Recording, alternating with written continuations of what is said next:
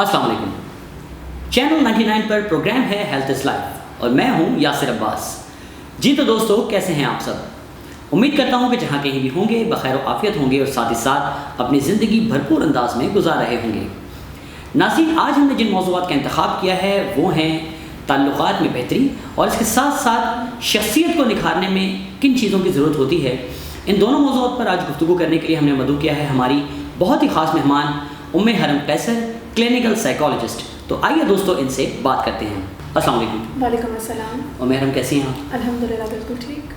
सबसे पहले तो आपका बहुत बहुत शुक्रिया कि आपने अपनी मसरूफियात में से वक्त निकाला और हमारे प्रोग्राम में तशरीफ़ लाएँ। और हरम, आपसे ये भी पूछना चाहेंगे कि ताल्लुकात की अगर बात की जाए तो किसी भी शख्स से हम एक अच्छा ताल्लुक़ किस तरह से बना सकते हैं? ओके, ये बहुत एक वैलिड क्वेश्चन है। मैं इसको इस तरह से आंसर करूँगी कि बेसिकली ताल्लुक़ बनाना एक इंसानी नफ्सियात का बहुत बड़ा क्या कह सकते हैं कि ज़रूरत है उसकी, क्योंकि एक इंसान जो है सोशल एनिमल है। और अगर हम नीड्स की बात करें, एक इंसान की जो बेसिक नीड होती है उसमें फिजियोलॉजिकल नीड्स के बाद जो सबसे ज़्यादा हाईलाइटेड नीड होती है वो होती है सोशल नीड्स, जिसमें कि बिलोंगिंगनेस की नीड जो है सबसे पहले आती है। मतलब ये कि एक इंसान इस माशरे में सर्वाइव नहीं कर सकता जब तक उसके पास कोई सोशल गैदरिंग ना हो, क्योंकि सोशल रिलेशनशिप्स बेसिकली ना सिर्फ ग्रोथ के लिए बहुत ज़्यादा इंपॉर्टेंट होते हैं बल्कि बहुत सारी ऐसी लर्निंग्स भी इनकॉर्पोरेट कराते हैं एक इंसान की पर्सनैलिटी में, जो कि शायद वो डिस्टेंट रहते हुए या आइसोलेटेड रहते हुए नहीं फॉर्म कर सकता। अच्छा, जहाँ तक बात है ताल्लुकात को बनाने की, तो इसमें बहुत सारे फैक्टर्स जो हैं वो रोल प्ले करते हैं। सच एज़ हम जब भी किसी के साथ फ्रेंडशिप की बात करते हैं तो कुछ ऐसी चीज़ें होती हैं जिनके ऊपर हम फोकस करते हैं, जिसमें कि सिमिलैरिटी हो गई, एज ग्रुप कौन सा है और सोशो इकोनॉमिक स्टेटस या डेमोग्राफिक्स वगैरह वो कौन सी चीज़ें हैं जो कि मैच कर रही होती हैं। जो इंसान हमें बहुत ज़्यादा रिलेटेबल लगता है, मतलब हमारे साथ बहुत ज़्यादा मुताबिकत रखता हुआ लगता है, हम उसकी तरफ फ्रेंडशिप की तरफ एक रिलेशनशिप फॉर्म करने की तरफ जाते हैं। अब किसी भी रिलेशनशिप का लॉन्ग लास्टिंग होना ये फर्दर बहुत सारे साइकोलॉजिकल एलिमेंट्स के ऊपर डिपेंड करता है। सच एज़ उस इंसान के साथ आप रिलेट कितना कर पा रहे हो, साइकोलॉजिकल लेवल पर, मेंटल लेवल पर, आईक्यू लेवल पर। और आईक्यू के अलावा अगर बात की जाए इमोशन कोशेंट, ये एक ऐसा वेरिएबल है, मतलब ये कि जज्बाती तौर पर आप कितनी ज़हानत रखते हैं। एक जज्बात को समझना ये एक इंसान की बहुत बड़ी नीड होती है और ये भी हम कह सकते हैं कि इननेट नीड है। हम जिस इंसान को समझ रहे होते हैं कि या जैसे हमें ऐसी एक फीलिंग मिल रही होती है कि हम जज्बाती तौर पर उससे ज़्यादा रिलेट कर सकते हैं या वो हमारे जज्बात को समझ रहा है, ये एक नेचुरल टेंडेंसी होती है हमारे अंदर कि हम उसके साथ ज़्यादा लॉन्गर अरसे तक अपना रिलेशनशिप फॉर्म करते हैं और इवन समटाइम्स वो अनब्रेकेबल रहता है वो relationship. So when it comes to making friendship और एनी सॉर्ट ऑफ रिलेशनशिप, तो उसमें कुछ एक्सटर्नल फैक्टर्स तो होते ही हैं, जैसे कि उस इंसान की अपीयरेंस कैसी है, उसका एज ग्रुप कैसा है, पीयर हमारा जो ग्रुप है उसके साथ सिमिलैरिटी रखता है या नहीं, लेकिन उसके साथ साथ हमारा मेंटल लेवल और हमारा साथ साथ इमोशनल लेवल किस हद तक उसके साथ कंसिस्टेंट है या सिमिलर है, दैट डिपेंड्स कि हम जो हैं उसके साथ कितना लंबा अरसा एसोसिएट रखते हैं अपने आप को। ठीक। अच्छा, हम ये भी बाज़ औक़ात बात देखने में आती है कि हम ताल्लुकात बना तो लेते हैं लेकिन बहुत ज़्यादा मुद्दत तक उसे निभा नहीं पाते हैं, या वो लोग के जो ताल्लुक़ को निभाने की सलाहियत नहीं रखते। तो ऐसे लोगों को आप क्या कहना चाहेंगे कि जिनके ताल्लुकात अगर बनते भी हैं तो बहुत जल्दी टूट जाते हैं? अच्छा, इसमें अगेन कुछ ऐसे फैक्टर्स हैं जो कि किसी भी रिलेशनशिप की लॉन्गिटिविटी और उसकी कंटिन्यूटी को डिटर्मिन करते हैं। सबसे पहला एक फैक्टर होता है क्रिटिसिज्म। ठीक है, अब ये क्रिटिसिज्म अगर पर्सनल लेवल पर है, अगर उस इंसान के पर्सनालिटी लेवल पर है, कैरेक्टर लेवल पर है और बहुत ज़्यादा रिपीटिटिव है, तो ये एक ऐसा टॉक्सिक फैक्टर बन जाता है जो कि उस रिलेशनशिप को लॉन्ग लास्टिंग नहीं बनाता। उसके बाद जो एक सेकंड फैक्टर आता है, दैट इज़ कंटेम्प्ट। कंटेम्प्ट हम इस तरह से कह सकते हैं कि किसी इंसान को उसका एक फ़र्द होने के ऊपर भी क्वेश्चन अराइज करना या उसको साइकोलॉजिकली इतना ज़्यादा अब्यूज़ करना कि वो अपने आप को एक बेहतर इंसान ना समझे, या उसको एक सेंस दिया जाए कि अगर वो रिलेशनशिप चल रहा है तो किसी दूसरे इंसान की वजह से चल रहा है, उसकी वजह से नहीं चल रहा है, या वो इतना केपेबल ही नहीं है कि वो उस रिलेशनशिप को लॉन्ग लास्टिंग एक रन पर लेकर चल सके। हमारी सोसाइटी में अगर देखा जाए तो पर्सनालिटी डिस्टर्बेंस बहुत ज़्यादा एग्जिस्ट करती है। मैं ये नहीं कह रही हूँ कि हर दूसरा बंदा जो है पर्सनालिटी डिसऑर्डर में फॉल कर रहा है, ऐसा बिल्कुल नहीं है, बट कुछ मैल अडेप्टिव ट्रेट्स होते हैं हमारी पर्सनालिटी के जिनको कि अटेंशन देने की ज़रूरत होती है।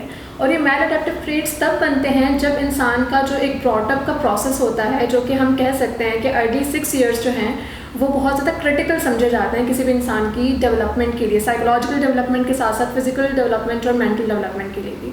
तो इसमें एक इंसान अपने रिलेशनशिप्स को किस तरह से परसीव कर रहा होता है वो एक बहुत ज़्यादा लॉन्गर इम्पैक्ट छोड़ते हैं उस इंसान की पर्सनालिटी के ऊपर। मतलब ये कि कमिंग ईयर्स में जब वो एडल्ट बनेगा तो उसने बचपन में वो जो एक सेंस लिया होगा रिलेशनशिप्स का, या जो एक पिक्चर बनाई होगी, एक मेंटल फ्रेमवर्क बनाया होगा, वो अपने आने वाले रिलेशनशिप्स को उसी स्कीमा में फिट इन करने की कोशिश करता है, क्योंकि वो उसके लाशूर में रहते हैं और फिर आने वाला जो भी उसका रिलेशनशिप होता है वो उसमें उन चीज़ों को रिपीट कर रहा होता है। और ये कॉन्शियस लेवल पर नहीं, अनकॉन्शियसली वो एक इंसान जो है कर रहा होता है। ठीक। सो इफ़ समवन फील्स के कुछ ऐसे फैक्टर्स हैं, तो सबसे पहले तो ये कि उन्हें अपनी वो जो पर्सनालिटी की एक रेजिस्टेंस है उसको ख़त्म करते हुए एक प्रॉपर हेल्प के लिए अप्रोच करना चाहिए।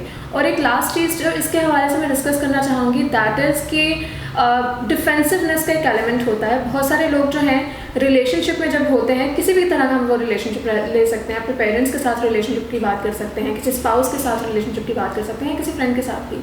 तो डिफेंसिवनेस का एक एलिमेंट जो है स्टेप बाय स्टेप देखने में आता है। मतलब ये कि बहुत दफ़ा ऐसा होता है कि ताल्लुक़ में जो एक ख़राबी है वो एविडेंट होती है, लेकिन उसके ऊपर बात करने के लिए कोई रेडी नहीं होता। उसका एक रीज़न ये होता है कि अगर बात की जाएगी तो शायद वो बात समझी नहीं जाएगी, वो आर्ग्यूमेंट्स में चेंज हो जाएगी। So this becomes a reason कि लोग जो हैं ताल्लुक़ की बेहतरी के बजाय ख़राबी की तरफ चले जाते हैं। अगर आप माइंडफुल होंगे, इन चीज़ों को पिक करना स्टार्ट कर रहे होंगे, तो just give a room to your partner कि वो आपसे इजीली उसके ऊपर बात कर सके। इजीली बात कर सकेंगे तो रिलेशनशिप एक स्मूथ वे में कंटिन्यू रहेगा। ठीक।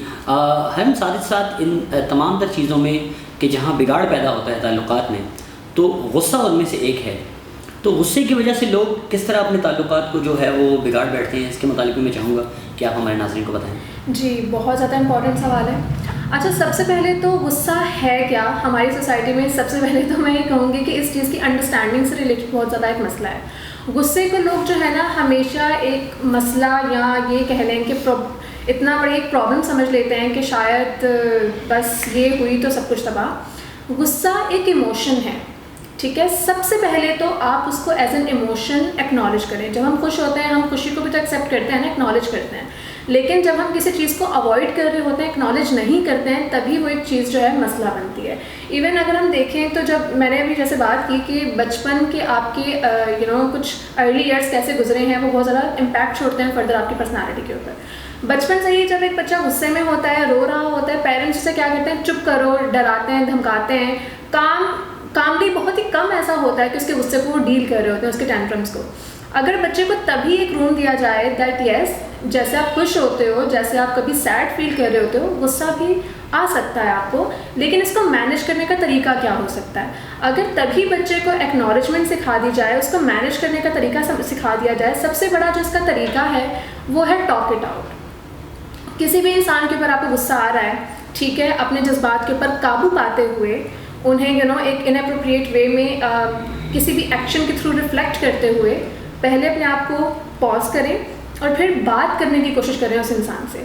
अब अगर मैलाडेप्टिव गुस्से की मैं बात करूं तो समटाइम्स ऐसा होता है यहाँ पर जैसे मैंने कुछ मैलाडेप्टिव पर्सनैलिटी ट्रेट्स की बात की, तो गुस्सा जो है कुछ लोगों का पर्सनैलिटी का एक बहुत ज़्यादा सिग्निफिकेंट पार्ट बन जाता है। मतलब ये कि इतना ज़्यादा स्ट्रॉन्गर उनमें नज़र आ रहा होता है दैट वो उसके साथ अपने आप को कंसिस्टेंट कर लेते हैं, या सोसाइटी में एक्सेप्टेंस मिल चुकी होती है कि ये बंदा तो है ही ऐसा, ये गुस्सा करेगा ही। जैसे कि फॉर एग्जांपल हमारी सोसाइटी में मर्द के गुस्सा करने को जायज़ समझा जाता है।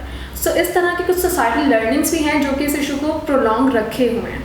तो गुस्सा एक इंसान को पहले तो अपने गुस्से के बारे में एक्नॉलेजमेंट खुद होनी चाहिए, रियलाइज इसे खुद करना चाहिए कि जिस बात के ऊपर मुझे गुस्सा आ रहा है क्या वो इतना ज़्यादा एंगर प्रोवोकिंग है भी या नहीं।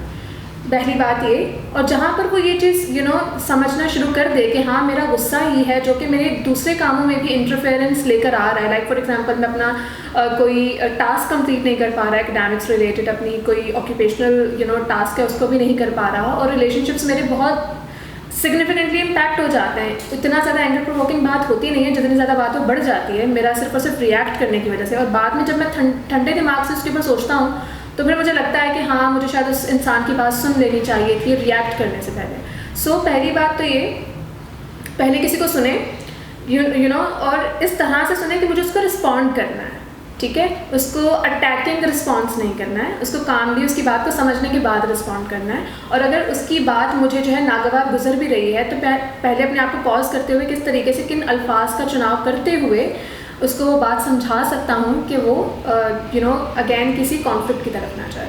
ठीक, अच्छा हरम, साथ ही साथ एक जिसे कहते हैं कि बड़ा खूबसूरत एक जुमला है कि कहते हैं कि ताल्लुकात बनाने के लिए, और ख़ास तौर पर अगर हम अपनी अज़दवाजी ज़िंदगी की बात करें कि जी दिल मिलें या ना मिलें, दिमाग ज़रूर मिलना चाहिए। तो आप इस बात से किस हद तक इत्तेफाक करती हैं?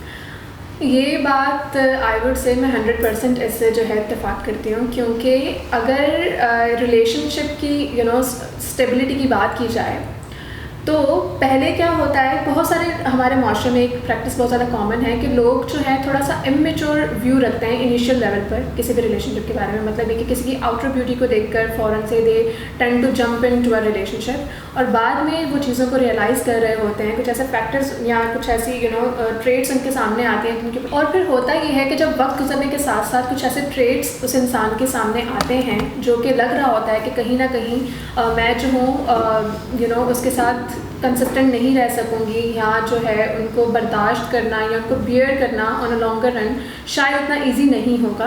Then that becomes a point कि जहाँ पर जो है लोग फिर सोचने की तरफ आते हैं कि आया इस रिलेशनशिप को कंटिन्यू करना भी चाहिए या नहीं। सो इस चीज़ के ऊपर अगर बहुत ज़्यादा फोकस किया जाए तो मेंटल कंपैटिबिलिटी इज़ समथिंग जो कि लॉन्गर रन के ऊपर रिक्वायर्ड है। और आई थिंक कि अब तो हमारी सोसाइटी में इतनी अवेयरनेस है और लोगों को इतनी इंडिपेंडेंस भी मिल चुकी है कि वो इन सब चीज़ों को ज़रूर केटर करते हैं before choosing a life partner और अ स्पाउस। तो अगर बात की जाए स्टेबिलिटी की तो फिज़िकल अट्रैक्शन से ज़्यादा जो है एक इमोशनल अटैचमेंट और एक स्ट्रॉन्गर मेंटल कंपैटिबिलिटी, ये तो वो ऐसे फैक्टर्स हैं जो कि किसी भी रिलेशनशिप की लेंथ को डिटर्मिन करते हैं। सही, गुफ्तगू का सिलसिला यहीं से दोबारा शुरू करेंगे हरम। जी हाँ नाज़रीन, डॉक्टर उम्मे हरम इस वक्त हमारे साथ मौजूद हैं, क्लिनिकल साइकोलॉजिस्ट। यहाँ पर लेते हैं एक छोटा सा वक्फा, तो कहीं मत जाइएगा, हमारे साथ रहिएगा।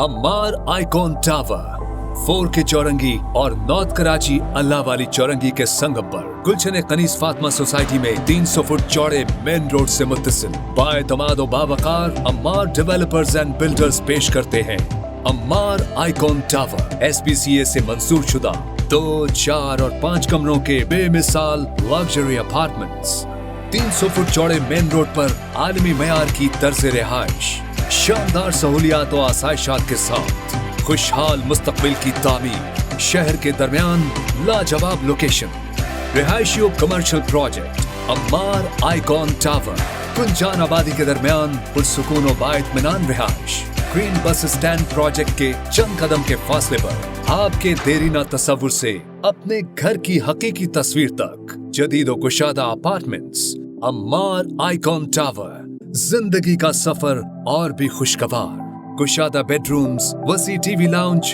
बावकारो कुशादा drawing room, finished kitchen, imported tile से आरास्ता बाथरूम्स, लोड शेडिंग से मुकम्मल निजात, 24 घंटे बिजली की फराहमी, प्रोजेक्ट का अपना सोलर पावर बैकअप, 24 घंटे मीठे पानी की फराहमी, प्रोजेक्ट का अपना RO प्लांट, प्रोजेक्ट की अपनी मस्जिद, free car parking, fire fighting system, garbage shoot, CCTV camera, free wifi, जदीद इंपोर्टेड लिफ्ट्स, वसी रिसेप्शन लॉबी, जदीद intercom system, underground cable wiring, ladies and gents gymnasium, children play area, 24 घंटे security, 24 घंटे transport, वाइद बनानो जदीद सहूलियात से आरास्ता अंदाज़े जिंदगी। आसान माहाना इकसात पर बुकिंग सिर्फ 45,000 रुपए से, माहाना किस्त सिर्फ 12,000 रुपए से। अम्मार डेवलपर्स एंड बिल्डर्स पेश करते हैं अम्मार आइकॉन टावर। बुकिंग और तफसीलात के लिए अभी राब्ता करें। मार्केटिंग की दुनिया का बाएतमाद मारूफ नाम, ISO certified 9001/2015, TI marketing network. Cell number 0309 222 9914 0330 3587 phone number 021 364 03312 and 4।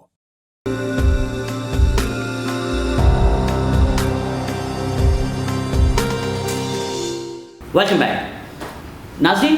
उम्मे हरम क्लिनिकल साइकोलॉजिस्ट इस वक्त हमारे साथ मौजूद हैं और गुफ्तगू का सिलसिला जारी है।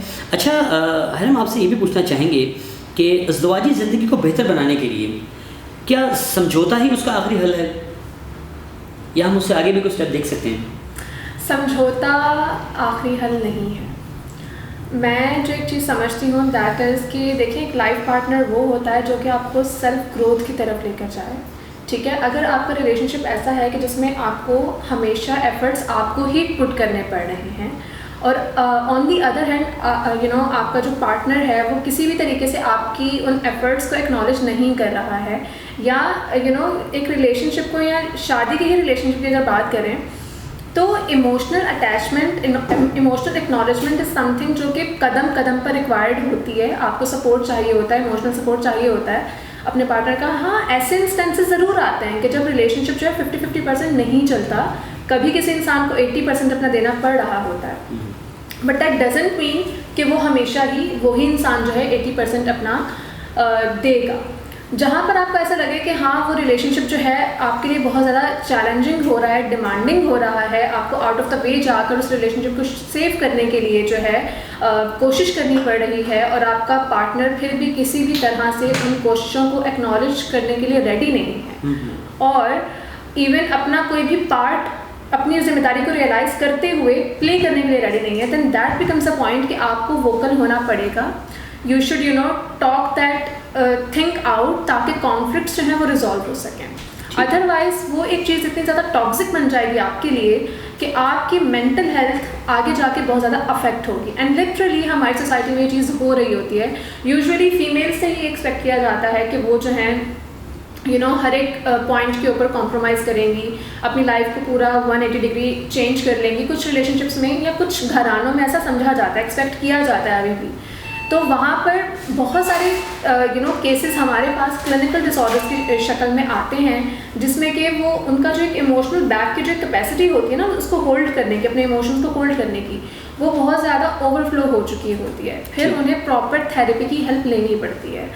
एंड जब बात की जाए एक हेल्दी अज़दवाजी ज़िंदगी की, तो उसमें देखें कुछ फैक्टर्स होते हैं जो कि बहुत ज़्यादा इंपॉर्टेंट रोल प्ले करते हैं, जिसमें सबसे पहले जो है पार्टनर्स में फ्रेंडशिप का एलिमेंट लाजमी होना चाहिए। अगर हम बात करें फ्रेंडशिप की, तो जब हम किसी के साथ क्लोज फ्रेंडशिप बनाते हैं तो हम उस इंसान की हर एक बात विदाउट बीइंग जजमेंटल सुन रहे होते हैं, उसको मार्जिन भी दे रहे होते हैं अगर वो गलती भी कर रहा होता है। तो same goes for a marital relationship, जिसमें कि आपको अपने पार्टनर को एक एक हेल्दी स्पेस प्रोवाइड करना चाहिए। ठीक है, हर बंदा 100% परफेक्ट नहीं हो सकता और ये एक्सपेक्टेशन आपको रखनी भी नहीं चाहिए। सेकंड चीज़, ये लोगों की बहुत ज़्यादा अनरियलिस्टिक एक्सपेक्टेशंस होती हैं। उन अनरियलिस्टिक एक्सपेक्टेशन से बाहर आएँ, सच एज मेरा पार्टनर जो है डे 1 जब उसने मुझे प्रपोज किया था तो शायद वो हमेशा वैसे ही रहेगा, ऐसा होता नहीं है। ऑब्वियसली आपका लाइफ का रोल चेंज होता है व्हेन यू बिकम पेरेंट्स, तो तब अगेन वो एक डिमांडिंग रोल होता है। बट एक चीज़ जो कभी भी कॉम्प्रोमाइज़ नहीं होनी चाहिए, that is respect and trust. आपको एज रोल के साथ साथ वो जो आपका रोल शिफ्ट होगा उसकी डिमांड को समझते हुए एक दूसरे को रिस्पेक्ट भी देनी है, क्वालिटी टाइम को कॉम्प्रोमाइज़ नहीं करना चाहिए। एंड जहाँ पर आपको लगे कि हाँ आपके पार्टनर को इमोशनल सपोर्ट की ज़्यादा ज़रूरत है, तो वहाँ पर आपको अपना रोल प्ले करना है। उस चीज़ कॉन्फ्लिक्ट में चेंज करने के बजाय जस्ट टॉक इट आउट। एक इतना ज़्यादा कंफर्ट जोन अपना इस्टेब्लिश करें उस इंसान के साथ कि आपको चीज़ें कम्युनिकेट करते हुए या डिस्कस करते हुए प्रॉब्लम ना हो। ठीक। अच्छा हम साथ साथ अगर बात की जाए, जैसे कि दूसरा भी टॉपिक है हमारा शख्सियत के हवाले से या कैरेक्टर बिल्डिंग के हवाले से, तो आपसे ये भी पूछना चाहूँगा कि अगर खसूसियात की बात की जाए तो एक अच्छी शख्सियत को बिल्डअप करने के लिए किन किन खसूसियात का होना ज़रूरी है? It is a very important thing and it is I must say कि मेरा one of the very favourite topic है जिसके ऊपर मैं हमेशा बात करने के लिए रेडी रहती हूँ, क्योंकि हमारी सोसाइटी में डिप्रेशन, एंजाइटी, स्ट्रेस इसके ऊपर बहुत बात हो रही होती है और लोग बहुत ज़्यादा बोर भी हो चुके हैं एक्चुअली इन सब चीज़ों को सुन के। But what do I feel कि हम कभी भी पॉजिटिव पर्सनैलिटी के ऊपर या एक हेल्दी मेंटली स्टेबल इंसान की वो जो कैरेक्टरिस्टिक्स होती हैं उनके ऊपर हम कभी भी बात नहीं करते हैं। सो एक चीज़ जो मैं बहुत ज़्यादा फ़ैन हूँ जिस ट्रेट की, और जिस ट्रेट को मैं स्टडी भी बहुत ज़्यादा करती हूँ, that is optimism. Optimism is something कि आप फ्यूचर से एक अच्छी होप रखें। सेटबैक्स हर किसी की लाइफ में आते हैं, किसी भी इंसान की लाइफ जो है वो स्ट्रेस फ्री नहीं होती है, बट ऑप्टिमिज्म इज़ समथिंग कि आप जो है अपने एफर्ट्स पुट कर रहे हैं और इन रिटर्न आप एक्सपेक्ट कर रहे हो कि हाँ चीज़ें जो है इवेंचुअली अच्छी ही होंगी। सो ऑप्टिमिज्म, उसके साथ साथ इमोशनल रेगुलेशन जो है मैं समझती हूँ कि एक जो मेंटली स्टेबल इंसान होता है और जिसकी साइकोलॉजिकली बहुत हेल्दी पर्सनैलिटी डेवलप हुई भी होती है, वो इंसान बहुत ज़्यादा हेल्दी वे में अपने इमोशंस को रेगुलेट करता है। किस तरह से? पहले ऑब्वियसली जो भी इमोशन को फील कर रहा होगा उसे उसकी नो हाउ होती है, वो माइंडफुल होता है उस चीज़ से रिलेटेड, मतलब ये कि थॉट से भरा हुआ उसका दिमाग नहीं होता, मतलब कि अपने हेयर एंड नाउ में रहने का आदी होता है। उसको पता होता है कि हाँ अगर ये इमोशन मैं फील कर रहा हूँ तो उसका बैकग्राउंड क्या है, क्या ऐसा आज हुआ था मेरे दिन में, और फिर उसके साथ साथ उस इमोशन का एक्सप्रेशन वो किस तरह से देता है दूसरों को। फॉर एग्जाम्पल कि ठीक है मुझे गुस्सा आ रहा है, अब मैं किस तरह से अपने गुस्से को एक्सप्रेस करूँ या अपने गुस्से को भी मैनेज कैसे करूँ। दूसरा बंदा जिससे मैं बात कर रहा हूँ वो मेरे गुस्से को गुस्से का एक्सप्रेशन डिज़र्व करता भी है या नहीं करता। सो वो माइंडफुल होगा, इमोशनल रेगुलेशन उसकी बहुत अच्छी होगी। उसके साथ साथ रेजिलियंस एक ऐसी ट्रेट है जो कि आपको लाइफ की जो एडवर्सिटीज़ हैं उनका नेगेटिव इम्पैक्ट आपके ऊपर आने से रोकती है। Resilience is the ability to bounce back, मतलब ये कि अगर आप अपनी ज़िंदगी में कोई भी नेगेटिव इवेंट इनकाउंटर करते हैं, कोई ट्रॉमा इनकाउंटर करते हैं, तो आप without losing your all intellectual abilities और समथिंग आप फाइट बैक करते हो। मतलब ये कि आप ये यकीन रखते हो और अपनी एबिलिटीज़ को यूज़ करते हुए आप दोबारा से लाइफ में वापस आते हो। So this thing is something जो कि यंगस्टर्स में बहुत पाई जाती है, एल्डरली पीपल में भी पाई जाती है, बट जो लोग साइकोलॉजिकली थोड़े से वीक होते हैं, या ये कह सकते हैं कि जो इमोशनली इतने हेल्दी नहीं होते हैं, उनको ये एबिलिटी डेवलप करने में थोड़ी सी डिफ़िकल्टी पेश आती है। उसके साथ साथ जो एक और ट्रेट है जो कि मैं समझती हूँ बहुत ज़्यादा इंपॉर्टेंट है, that is openness to experience. मतलब ये कि एक जो साइकोलॉजिकली हेल्दी इंसान होता है वो अपने आप को डिफरेंट एक्सपीरियंसेस को एक्सपीरियंस करने से रोकता नहीं है। वो अब चाहे फिर वो न्यू इमोशंस को एक्सपीरियंस करना हो, चाहे वो लाइफ की कोई नई अपॉर्चुनिटी है उसको एक ट्राई करना, उसकी तरफ जाना हो, या रिस्की कोई बिहेवियर लग रहा हो, अपेरेंटली ऐसा लग रहा हो कि हाँ अगर ये सक्सेस की तरफ जाता है तो बहुत अच्छे आउटकम्स हो सकते हैं, लेकिन उसकी कोई गारंटी नहीं है। तो फिर भी वो उन चीज़ों को ऑप्ट करें। मतलब ये कि हमेशा अपने आप को रेडी रखना कि नई चीज़ों को वो एक्सपीरियंस करने की तरफ जाए। सो ये वो कुछ ऐसी ट्रेट्स हैं जो कि एक हेल्दी पर्सनालिटी के हामिल शख्स में पाई जाती हैं।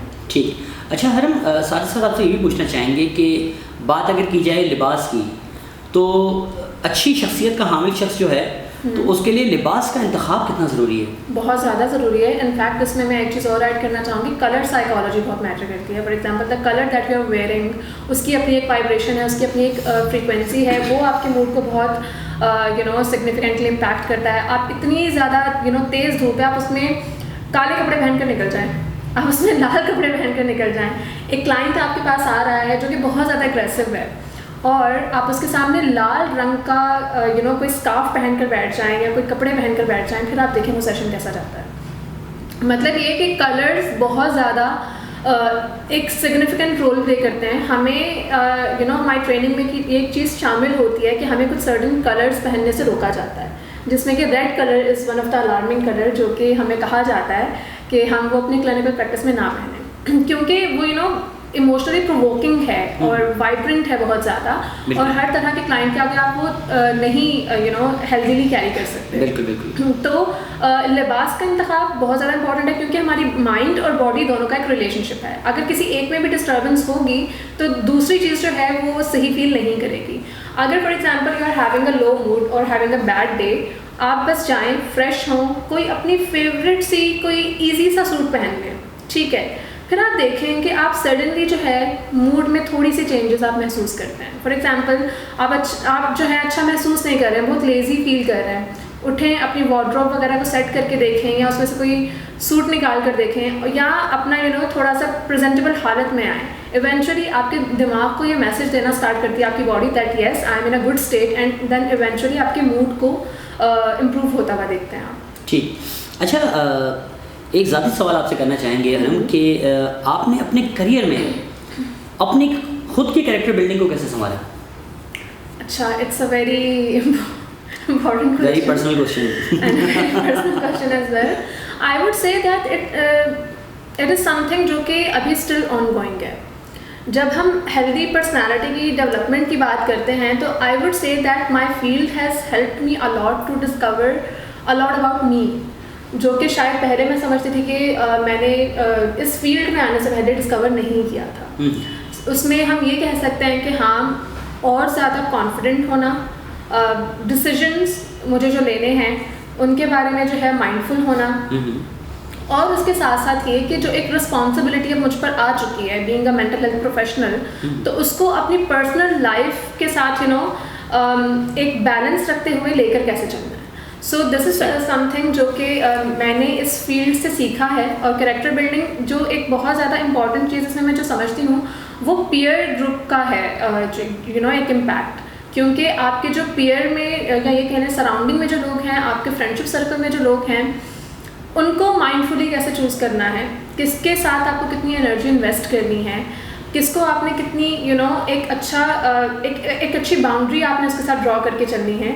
ये वो सारी चीज़ें हैं जो कि मेरी फील्ड ने मुझे हेल्प की है कि मैं इन चीज़ों को रियलाइज़ करूँ और डेवलप करूँ। एंड आई कैन डेफिनेटली से कि before entering in this field मैं जो हूँ इन चीज़ों के मामले में शायद इतनी ज़्यादा स्पेसिफिक नहीं थी, लेकिन it has help me to healthily choose all these things. ठीक, अच्छा अगला सवाल भी आपकी ही फील्ड से रिलेटेड है और आपसे ही रिलेटेड है कि इसी शोबे का आपने इंतखाब क्यों किया? वो कि आप थोड़ा सा इसका जवाब दे चुकी हैं, लेकिन मैं चाहूँगा कि थोड़ा सा और डिटेल में दे दें। उसका इंतखाब इसलिए किया क्योंकि मुझे MBBS करना था, जो कि मैं अनफॉर्चुनेटली नहीं कर सकी। तो फिर with a very low motivation when I entered to the university, तो देखा जो सब्जेक्ट्स अवेलेबल हैं उसमें जो मुझे सब्जेक्ट उस वक्त जो अट्रैक्ट करा, नाम को देखते हुए, तो मैंने बस बगैर सोचे समझे just for the sake of completion of a degree या स्टडीज़ कह सकते हैं, मैंने अपने आप को सिर्फ फॉर्म के ऊपर इसी सब्जेक्ट के लिए इनरोल करवा दिया, इसी सब्जेक्ट का सिर्फ नाम लिखकर, without mentioning any other field. तो बस जब एडमिशन हुआ कोई इंटरेस्ट नहीं था। इनफैक्ट आई वुड से कि BS के 2 सालों तक कोई इंटरेस्ट नहीं था, बट देन जब प्रैक्टिकल चीज़ें स्टार्ट हुई, चीज़ों को एक्सप्लोर करना स्टार्ट किया, तो I started developing my interest bit by bit, and then that I decided finally that yes, I should opt for the specialization, and I did that. ठीक, अच्छा हर साथ ही एक और सवाल भी करना चाहूँगा, ख़ास तौर पर आपके टीचर से मुतालिक, कि जिनका मैं कुछ साल पहले इंटरव्यू भी कर चुका हूँ और अभी हम ऑफ द कैमरा उनकी बात कर रहे थे, डॉक्टर मदीहा के मुतालिक। तो जाहिर सी बात है कि एक उस्ताद जो है उसका शख्सियत के बनाने में, यानी आपकी शख्सियत के बनाने में एक बहुत बड़ा किरदार होता है। तो मैं ये चाहूँगा कि चूँकि एक तो पर्सनली मैं रिक्वेस्ट भी करूँगा कि मैडम आपको बहुत जल्द जो है वो मेरे शो में आना है, और दूसरी रिक्वेस्ट मैं ये भी करना चाहूँगा कि उनके मुताल्लिक आप क्या कहना चाहेंगे कि बहैसियत उस्ताद आपने उनको कैसा पाया? Doctor Madiha Latif is someone जो कि मैं ये कहूँगी कि पूरे MPhil के ड्यूरेशन में मोस्ट एम्पैथेटिक और मोस्ट फ्रेंडली पर्सन, जिन्हें के स्टूडेंट्स को उनके लेवल के ऊपर आकर सिखाना, आई वुड से कि ये उनका टैलेंट है। और मतलब उनकी आई स्टिल रिमेंबर कि हमारा बिल्कुल लास्ट स्लॉट होता था उनकी क्लास में, लाइक 4 बजे से 6:30 बजे तक हमारी उनके साथ क्लास होती थी। एक लंबा स्लॉट होता था ये, और वो इस लंबे स्लॉट को किस तरह से हम सीखते सीखते गुजारते थे पता भी नहीं चलता था, वो कम लग रहा होता था वो स्लॉट। बट जब हम उस क्लास से जाते थे, ना सिर्फ हम सीख कर जा रहे होते थे, हम खुद एक्चुअली बहुत ज़्यादा रिफ्रेश्ड फील करके जा रहे होते थे. So more than being a teacher, she was a friend to us as well. बहुत ज़्यादा encouraging, और उसके साथ साथ हमेशा हेल्प के लिए रेडी रहना. वो उनकी एक बात मुझे हमेशा याद रहती है, वो ये कि वो कहती हैं, उन्होंने हमें असाइनमेंट दिया था. She was teaching a CBT कि आप लोगों ने जो है अपने क्लाइंट्स के ऊपर बाकायदा जो है CBT के सेशन इस तरह से सेशन टू सेशन लेकर चलना है. एंड लिटरली वो चीज़ें हमने सीखी, और जहाँ पर हम स्टक फील कर रहे होते थे, हम उनसे जब पूछते थे तो वो she was always ready to help us. और वो कभी ऐसा नहीं हुआ कि उन्होंने कहा हो कि मुझे कॉल करके आप नहीं पूछ सकते. अच्छा, तो मैं चाहूँगा इसी अच्छी बात के साथ साथ आप उन्हें मेरे सामने भी अपील कर दें कि मैडम आपने लाजमी आना है यासिर के शो में. Ma'am, it's been a long time कि आपको हमने बात करते हुए लाइव नहीं देखा. सो प्लीज़ आइए यहाँ पर, ताकि हम खुद आपको दोबारा से देख भी सकें, एंजॉय भी कर सकें, क्योंकि 1-to-1 मिलना भी थोड़ा इतना ज़्यादा फीसिबल नहीं है. So we want to see you here. बिल्कुल. और चूँकि हरम इस वक्त हम प्रोग्राम के आखिरी हिस्से में हैं, तो मैं चाहूँगा कि कोई ख़ास पैगाम जो आप हमारे नाज़रीन को देना चाहें. ओके. जो एक ख़ास पैगाम मैं देना चाह रही हूँ, दैट इज़ कि देखें, रिस्की बिहेवियर्स आजकल बहुत ज़्यादा देखने में आ रहे हैं, स्पेशली एडोलेसेंस में.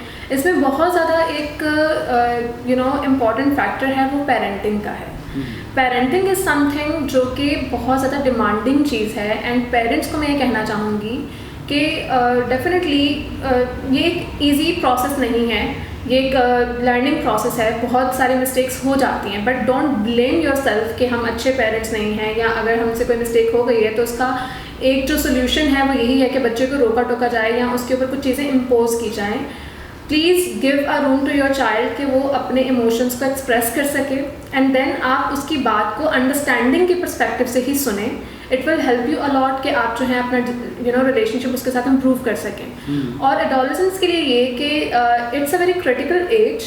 सो before making any permanent decision, या before putting yourself into a very risky thing, always think about कि मेरे इमोशंस इस वक्त क्या हैं, या अगर मैं इस चीज़ में अपने आप को इंगेज कर भी लेता हूँ तो लॉन्गर रन पर उसके कंसिक्वेंसेस क्या हो सकते हैं.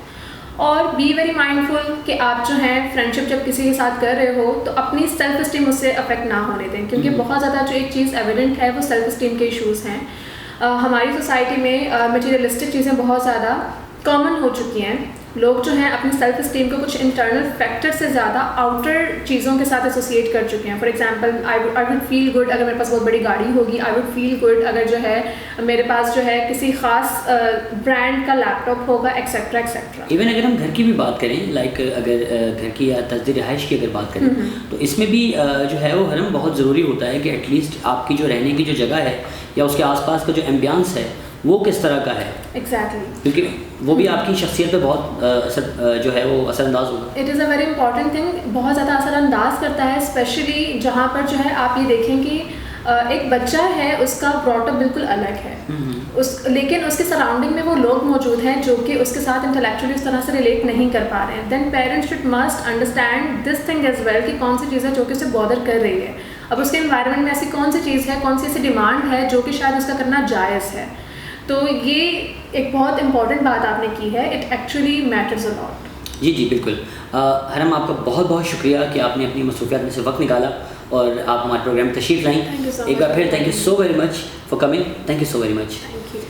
जी हाँ नाज़रीन, ये थी उम्मे हरम कैसर, क्लिनिकल साइकोलॉजिस्ट. आपको हमारा प्रोग्राम कैसा लगा, अपनी राय का इजहार ज़रूर कीजिएगा. और साथ ही साथ एक अपील कि अगर अभी तक आपने हमारा चैनल सब्सक्राइब नहीं किया तो उसे ज़रूर सब्सक्राइब कीजिए, और साथ ही साथ बेल आइकन को लाजमी दबाइए ताकि हमारा हर नया नोटिफिकेशन आप तक बर वक्त पहुँच सके. अपने मेज़बान यासिर अब्बास को दीजिए इजाज़त. अल्लाह हाफ़िज़.